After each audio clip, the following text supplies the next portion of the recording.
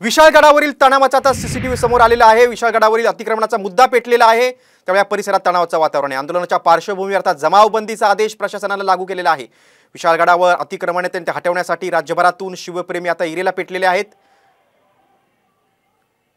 छत्रपती संभाजीराजे यांनी देखील विशाळगडावरील अतिक्रमणाचा मुद्दा लावून धरलेला आहे आणि त्यामुळेच आता आपण सीसीटीव्ही फुटेजमध्ये बघतोय की किती तणावाचं वातावरण तिथे आहे।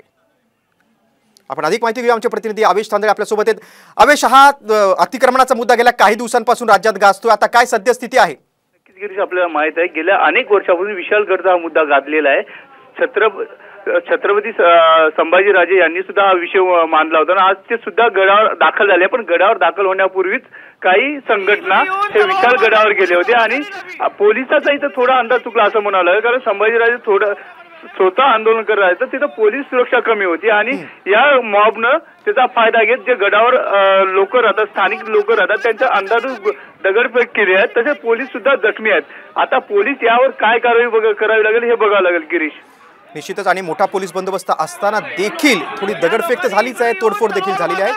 आवेश, तुम्ही सविस्तर माहिती दिली त्याबद्दल धन्यवाद।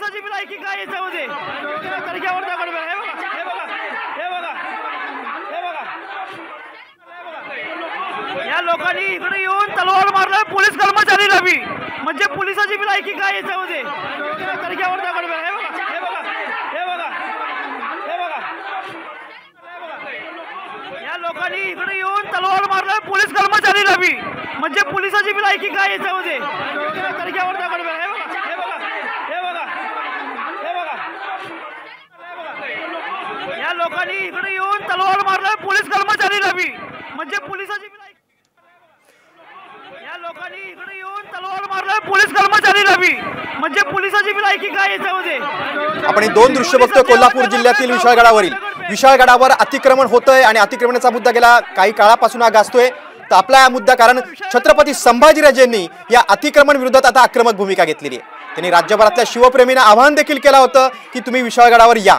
त्या पार्श्वभूमीवर मोठा पोलीस बंदोबस्त असताना देखील दगडफेक झालेली आहे, तोडफोड झालेली आहे, त्यामुळे स्थानिकांनी असा आरोप केला की पोलीस देखील यामध्ये सामील आहेत। आपण दोन दृश्य बघतोय, दगडफेकीची दृश्य बघतोय आणि दुसरीकडे मोठा पोलीस बंदोबस्त असताना देखील शिवप्रेमी घोषणा देत आहेत, शिवप्रेमी आक्रमक झालेले आहेत। छत्रपती संभाजीराजेंनी अतिक्रमणाच्या मुद्द्यावरून राज्यभरातल्या शिवप्रेमींना आवाहन केलं।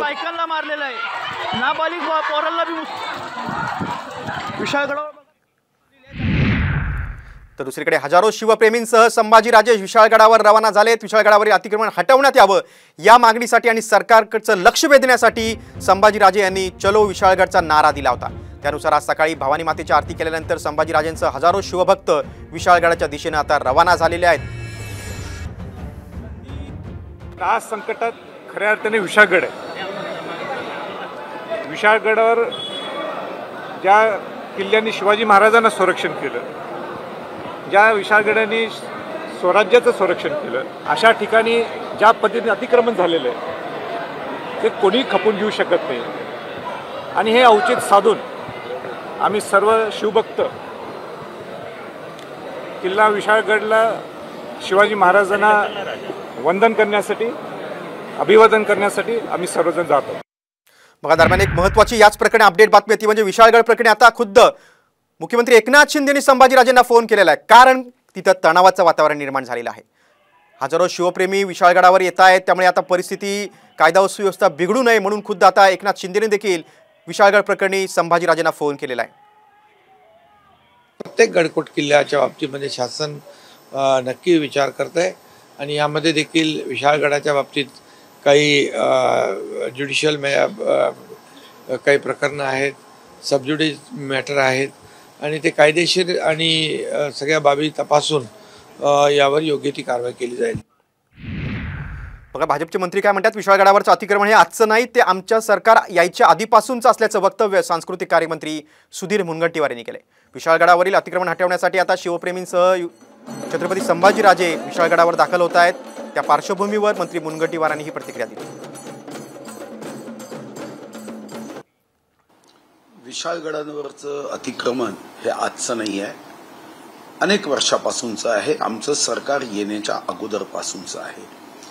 हे खरं आहे की गड किल्ल्यांचं संवर्धन संरक्षण करण्याची जबाबदारी सरकारवर असतानाही किंवा जिल्हा प्रशासनावर असतानाही अनेक वर्षे याकडे दुर्लक्ष झालं. महाराष्ट्रातील सर्व बातम्यांचे विश्वासार्ह व्यासपीठ. सकाळच्या सर्व सोशल मीडिया प्लॅटफॉर्मला लाईक, फॉलो आणि सबस्क्राईब करा. तसंच सर्व नोटिफिकेशनसाठी बेल आयकॉन प्रेस करायला विसरू नका.